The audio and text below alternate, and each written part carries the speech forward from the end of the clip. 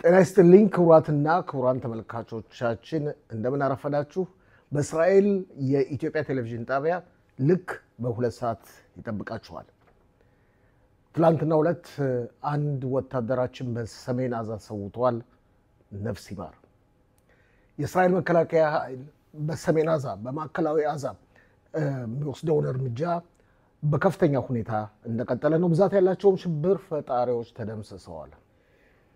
የኻን ዩኒስ ከተማ ነዋሪዎችም አካባቢያቸው ለቀው እንዲወጡ ከፍተኛ ግፊት እየተደረገባቸው ነው።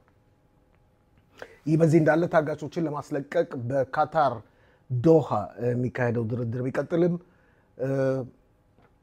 መጥፎ ሁኔታ ላይ እንደሚገኝ ድርድሩ የካታሩ ጠቅላይ ሚኒስትር ጠቁመዋል። እነዚህና ሌሎችን ልክ በሁለት ሰዓት ጠብቁን። በዩቲዩብ ገጻችን ሼር፣ ሰብስክራይብ እና ላይክ ማድረጋችሁን ምን ጊዜም እንዳዘነጉ። መልካም ቀን።